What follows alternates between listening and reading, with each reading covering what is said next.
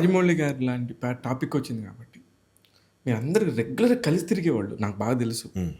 Just hi, hello, ఏంటి అని చాలా క్యాజువల్గా మాడుకునే ఫ్రెండ్స్. ఆస్కార్ రేంజ్కి వెళ్ళిపోయినాక మీకు ఎలా ఉంటుందండి? అంటే అంటే అంటే ఒకటి ఏంటంటే కలిసి తిరిగేది రాజీవ్ అండి. రాజీవ్కి రాజమౌళి గారికి చాలా మంచి బాండ్, మంచి కాదు ఎక్స్ట్రాడినరీ బాండ్ ఉండేది. యాక్చువల్గా రాజమౌళి గారు నాకు పరిచయం చేసిందే రాజీవ్. ఆఫ్కోర్స్ అప్పటికి రాజమౌళి గారు రాజమౌళి కాదు బేసిక్గా. అప్పుడు పరిచయం దగ్గర నుంచి అతను ఫస్ట్ నా రైటింగ్ చాలా మెచ్చుకున్నారు కస్తూరి సీరియల్లో.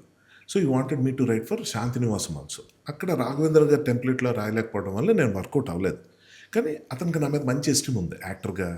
చాలా మంచి రోల్, మీరు ఎప్పుడైనా యూట్యూబ్లో కూడా ఉంటే చూస్తే నా పర్టికులర్ ట్రాక్ అంతా ఆయన రాసిందే. Okay, super. ఆ తర్వాత నన్ను డైరెక్టర్ని చేసింది ఆయన. ఆయన సినిమా వచ్చిన తర్వాత నా ట్రాక్ వరకు హర్ష రాసుకొని రైటర్ని డైరెక్టర్ని చేసింది ఆయన. రైటర్ని అంటే అప్పుడు కస్తూరింది కానీ డైరెక్టర్ని చేసింది ఆయన. దేనికోసం అంటే అప్పుడు ఆయన వెళ్ళిపోవడంతో సినిమాకి శాంతినివాసం దగ్గర కంటిన్యూ మీరు చేసి టఫ్ అయింది నా ట్రాక్ వరకు. మీ ట్రాక్ వరకు గుండు చేసుకునే క్యారెక్టర్ ఒక స్టేజ్లో నాది గుండు క్యారెక్టర్ ఉంటుంది, మొత్తం క్లీన్ షేవ్తో చేసాను. అదంతా నాదే.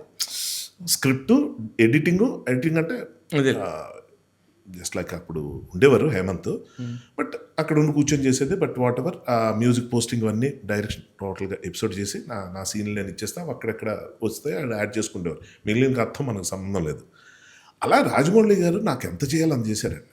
అసలు కొన్ని నా నోటితో చెప్తే బాగోదు, ఎందుకంటే ఎవరు చెప్పాలో అది చెప్తే బాగుంటుంది. ఎందుకంటే నాకు బాగా బ్రేక్ ఇచ్చిన కొన్ని ఆస్పెక్ట్స్లో ఆయన సజెషన్సే. సూపర్. బాహుబలిలో కూడా చాలా మంచి రోల్ ఆఫర్ చేశారు, కానీ అంత టైం నేను వెచ్చించలేని పరిస్థితి. నాకు మనం స్క్రిప్ట్ ఆఫర్ రావడం వల్ల కొట్టేసింది. ఆలోచించుకున్నా, మనం స్క్రిప్ట్ నేను చేయాలా, ఆ క్యారెక్టర్ నేను చేయాలా అని.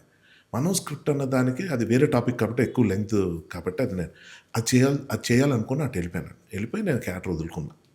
సో కొన్ని పొందాలంటే కొన్ని వదులుకోవాలి. సో అలా జరిగింది, అంతే తప్ప ఆయన ఆస్కర్ స్థాయికి వెళ్ళటం అంటే ఒకటండి. నాకు ఆస్కర్ సినిమాలు ఎప్పుడు నచ్చవు. సో అబ్బా ఆస్కర్ వచ్చేసిందా అంటే మిగిలిన ప్రపంచం చాలా గొప్పగా ఉంటుంది కాబట్టి ఐఎమ్ హ్యాపీ. కానీ ఆయన టెలివిజన్ సీరియల్ చేసిన దగ్గర నుంచి కూడా ఆయన అంటే విపరీతమైన రెస్పెక్ట్ నాకు. సూపర్. ఆయన ఎపిసోడ్ సీన్స్ తీస్తుంటే ఏంటో ఎంత ఎక్సలెంట్. ఎందుకంటే అంత నిష్టగా, అంత భయపడుతూ, అంత జాగ్రత్తగా నమ్మరండి ఆయన. రాఘవేంద్రరావు గారికి అప్పచెప్పేసేయాలి బాధ్యత, మనకు అప్పచెప్పారు, మనం క్లియర్గా ఉండాలి. రాఘవేంద్రరావు గారి బాధ్యత కన్నా ఎక్కువ నా ఫీలింగ్. సూపర్ అండి. ఎందుకంటే రాఘవేంద్ర గారి లాగా నచ్చేలాగా తీసుంటే ఆయన రాజమౌళి అయ్యిండేవాడు కాదు. రాఘవేంద్రరావు గారికి నచ్చిన తర్వాత నెక్స్ట్ డిస్టింక్షన్ అంటాం కదా, అలాగా ఆయన నేనేం చూశానంటే ఆయన దగ్గర చాలా భయస్తుడండి.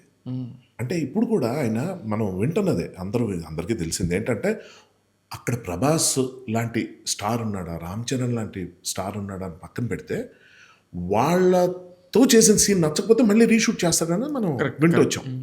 నాకు అప్పుడు ఏమనిపించిందంటే రాజమౌళి సినిమా బాగా తీస్తాడంటారు, అది కరెక్ట్ కాదు. రాజమౌళి సినిమా బాగా తీయడు, సినిమా బాగా వచ్చేదాకా తీస్తాడు. ఒకటే డైలాగ్లో ఎంత బాగుంది అది అబ్బా రాజమౌళి గారు బడ్జెట్లు ఉన్నాయి, మా ప్రభాస్ రాజమౌళి కాబట్టి మనకు వస్తాడా, హీ ఎర్న్డ్ ఇట్. ఎక్కడి నుంచి మొదలు పెట్టాడు, అదైతే అసలు ఎక్కడి నుంచి, ఏ టెలివిజన్ నుంచి మేము మొదలు పెట్టాం అక్కడి నుంచి, మరి మేము ఎందుకు చేయలేదు? అది కరెక్ట్, నిజం అంటే అది ఎఫిషియన్సీ. అది అంతే, ఎఫిషియన్సీ కన్నా ఎఫర్ట్ అండి, ప్యాషన్, కష్టపడి పని చేయటం అనేది ఆయన దగ్గర నేను చూశాను. ఎప్పుడు రిలాక్స్ అవ్వరండి ఆయన. ఇప్పుడు చూడండి పెద్ద పెద్ద ఇంటర్వ్యూస్ చెప్పడం, ఇలా కూడా అసలు నథింగ్.